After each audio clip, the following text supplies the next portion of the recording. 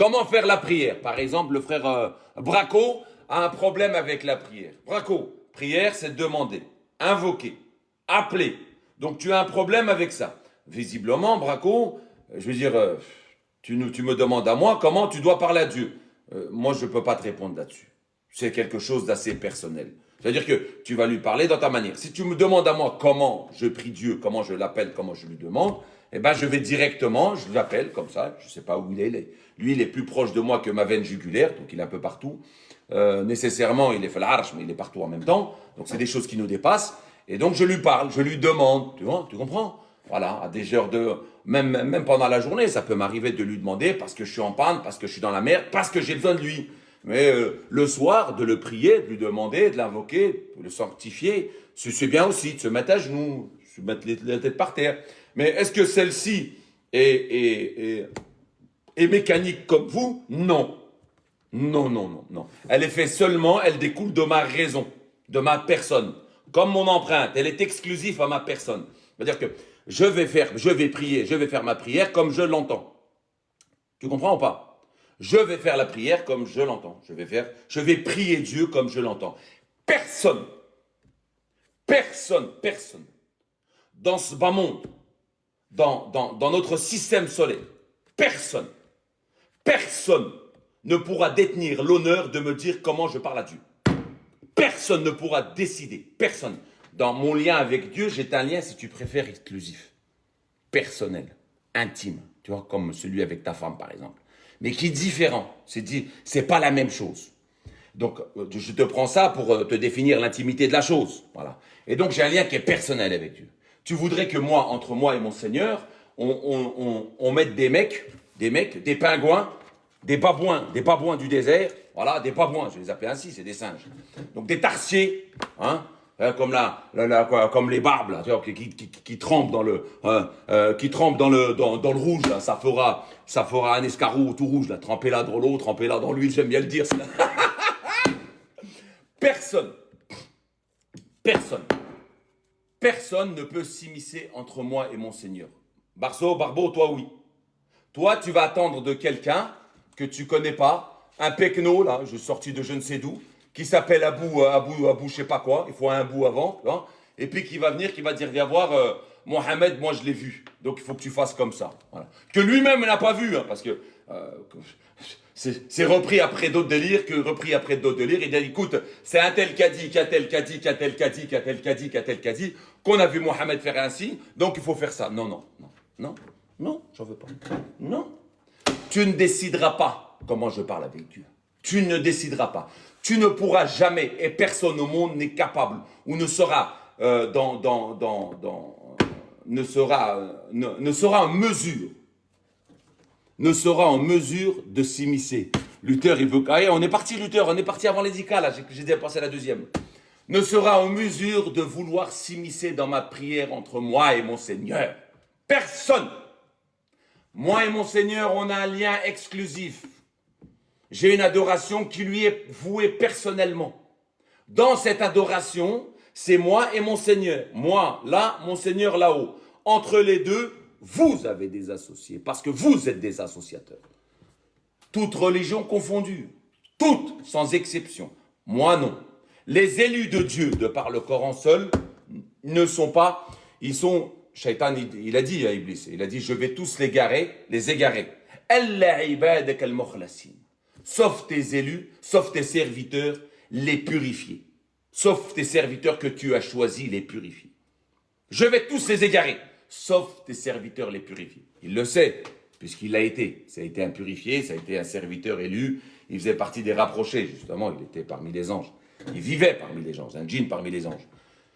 Et donc, personne ne peut s'immiscer entre moi et Dieu dans ma prière. Mais vous, on vous a tellement concocté le cerveau, on vous a tellement robotisé, on vous êtes dans un délire mécanique.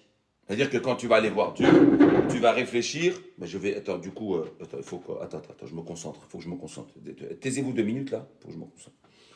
Donc je fais ça, voilà. Voilà, je mets les mains comme ça, comme les idoles de l'époque, voilà. Voilà, là il faut dire la Bismillah. Voilà, après tu récites quelque chose de plus court.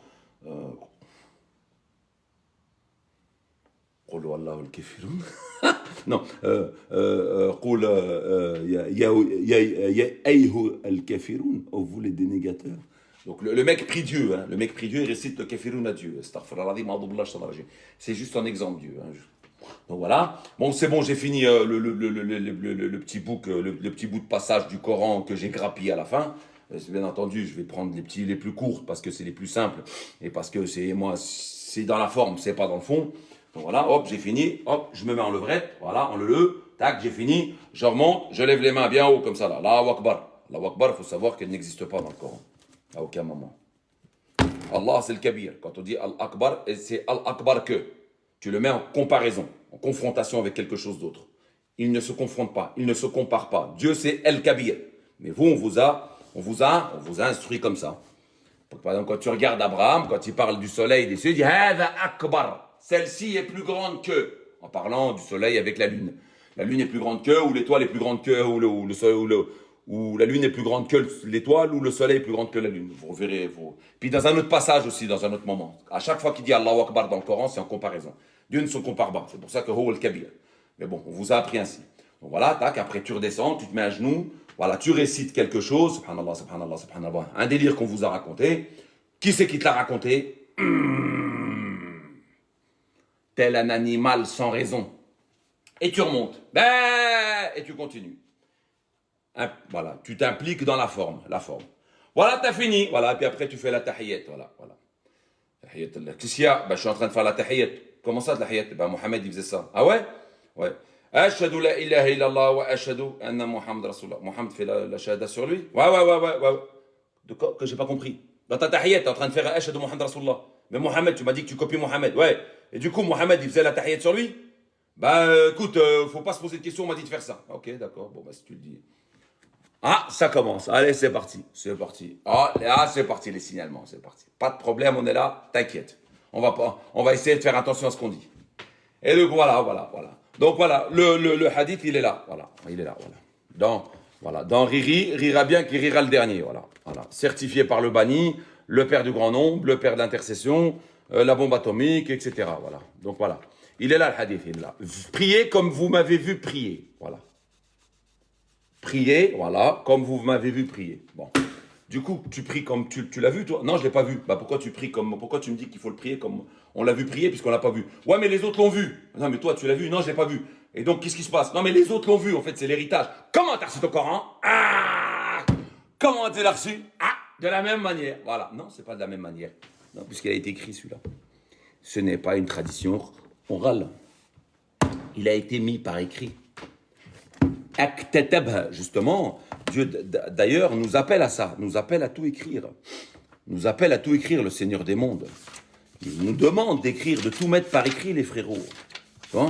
C'est oh, vous qui avez cru, quand vous contractez une dette, une dette pour un terme fixé, mettez-la par écrit. Et qu'un scribe l'écrive d'entre vous.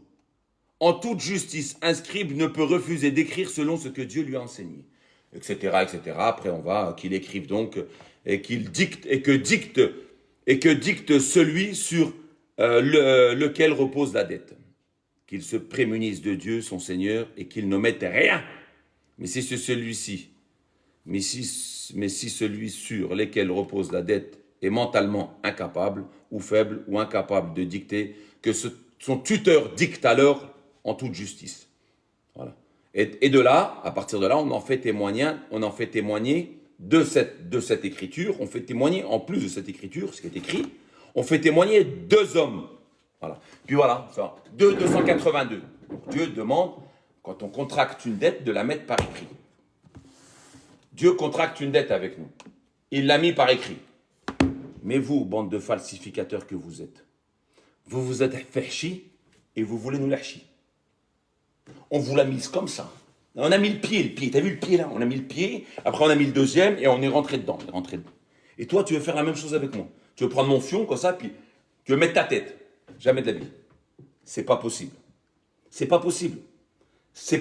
Moi, je raisonne. Je suis pas un animal. Je suis pas un mouton. Je ferai pas. Toi, tu t'es fait chier, tu veux les chier aux autres. La plus grosse douille du siècle. La plus grosse douille.